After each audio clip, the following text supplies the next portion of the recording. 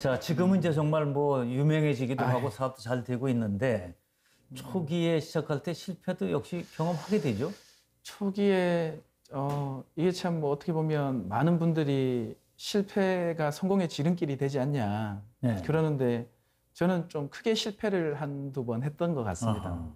그래서 초기에 제가 이제 아마 아시겠지만 10년도 11년도에 제가 이제 특수식재료에 관심이 많다 보니까 아프리카 케냐 그 제2의 도시 문바사라고 있습니다. 소말리아 옆에. 문바사. 예, 예. 거기에 이제 골든 딥시 크랩이라고 이제 심해게라는 특수 품종이 있었습니다. 근데 이제 그거를 지인으로부터 소개받고 이제 그때 당시 이제 그 게가 희소 가치도 있고 네. 요리용 게로도 쓰임이 있고 또한 러시아에서 크랩을 한 마리 수입하면 10불이라면 여기서는 0.5불에 가져올 수 있었거든요. 게 크기는 얼마나 거예요? 크기는 일반 꽃게보다 약간 더 큽니다. 꽤 크네, 그러니까. 예, 예. 근데 거기가 이제 소말리아 해적이나 이런 위험성 때문에 우리나라 선백 어선들이나 이런 곳들은 안 들어가고 있었고요. 근데 이제 지인의 소개를 받고 이 아프리카 케냐 크랩을 한번 해보면 어떻겠냐. 네. 근데 이제 제가 거기 어떻게 보면 푹 빠진 거죠. 어떻게 보면. 아, 이거 진짜 돈이 되겠다.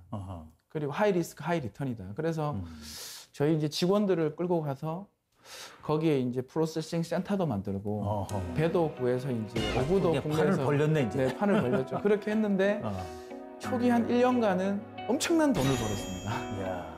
그때가 이제 27, 8살 때인데요. 그 이제 그 국내에서 일단은 요리계 문화가 확산되고 있었고 일단은 러시아 대게나 러시아산 크랩보다 워낙 가격에서 월등한 경쟁력이 가지고 있기 때문에 맛도 괜찮아요? 예, 맛도 괜찮습니다. 그 이제 뭐 안에 이제 살도 풍부하고요. 네. 그래서 이게 이제 보세 창고로 들어오면 나가기 바빴습니다. 아하. 그래서 그때 당시 이제 엄청 막 그 돈도 많이 이야, 벌고 앞으로 이제 떼돈 벌겠구나. 떼돈 벌겠구나 했었는데 네. 그래서 이제 또 배를 막 그 초기에는 몇십 톤에서 시작해서 네. 몇 대로 늘리고 거기에 이제 프로세싱 센터도 더 구축하고 또 빚도 내서 또 하고 이제 그렇게 했었죠. 은행에서 이제 그 대출도 받고 잘 되니까 네. 이게 이제 대박이 나겠다. 네. 그랬는데 어느 한순간 이제 그 케냐 대사관에서 연락이 왔더라고요. 네. 아침에 그래서 이제 배가 납부됐다.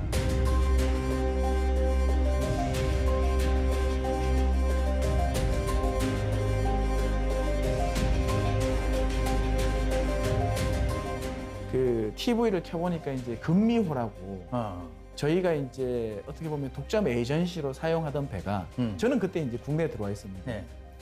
해적들한테 납포가 된 겁니다. 납포가 됐다고? 그때 당시 이제 우리나라 배들이 소말리 해적들한테 한참 납포될 예. 때였거든요. 그때 이제 그쪽이 이제 여러 가지 이제 국제 협정이나 보험이나 이런 것들이 통용되지도 않고 배는 몇 개월 후에 풀려났지만 뭐 배가 관리를 안 해주니까 배가 다 부패되고 또 주요 기관들은 다 뜯어가고 그렇게 하다 보니까 그때 이제 스디슨 첫 패배를 실패를 맞이했죠. 아이고. 그런 그러니까 경우도 있었고 잘 나가다 그냥 이렇게 해적한테. 네네 그렇게 되니까 이제 또 빚도 생기게 되고 네.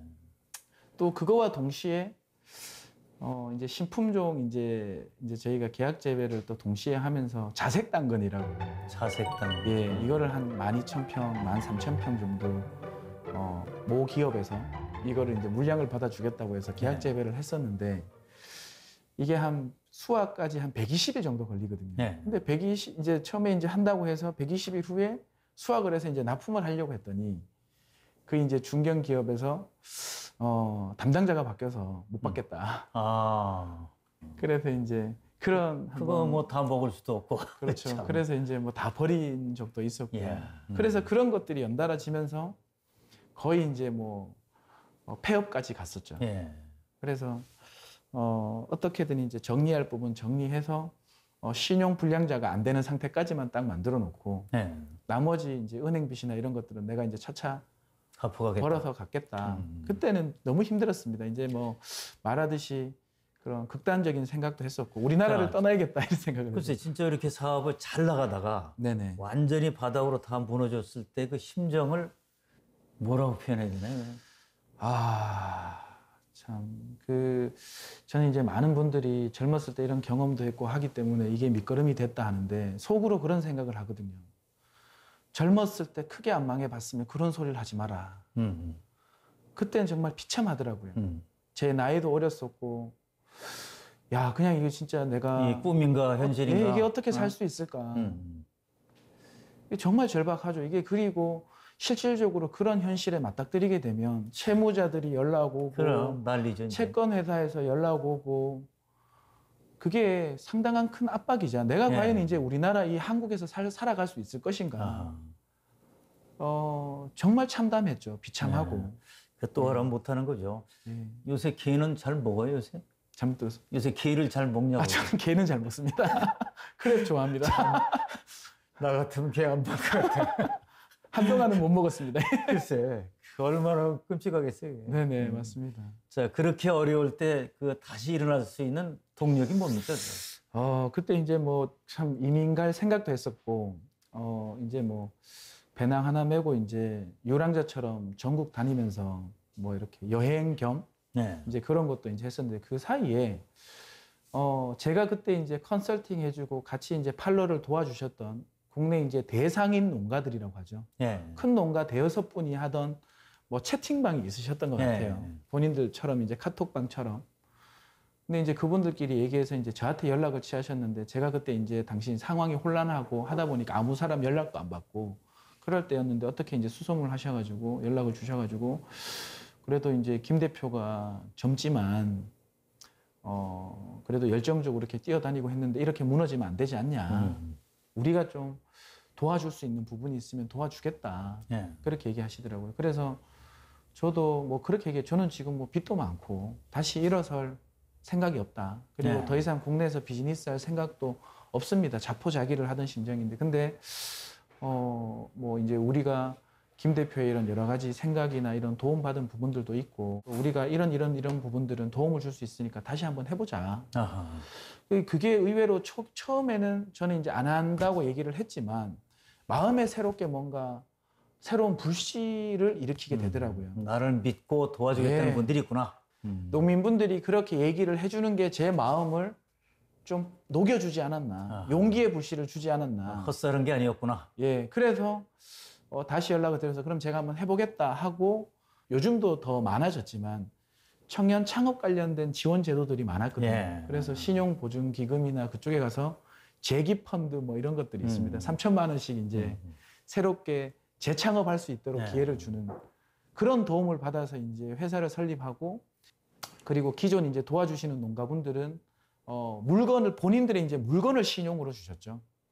물을 키우시는 분들은 물을 이제 네가 저장을 하든 납품하든 팔아봐라. 그리고 귤 하시는 농가도 있었고 그때 당시 이제 마늘 하시는 농가들도 있었고 그래서 한 단기간 6개월 만에 예. 상당히 빨리 회복을 했던 것 같습니다. 예. 그러면서 이제 다시 시작하게 됐습니다. 자, 정말 큰 고생하셨네요. 보니까 큰 고생하셨고 다시 이제 재기가 됐는데 또 지금 이제 그 새로운 스타트업 하는 분들을 위해서 컨설팅도 해주고 계시죠. 네? 그분들한테 주로 뭐라고 얘기를 합니까? 저는 일단은 뭐 그렇게 얘기합니다. 일단 가면 제 이제 이런 특강하거나 이런 거 할 때 주제가 절대 창업하지 마라.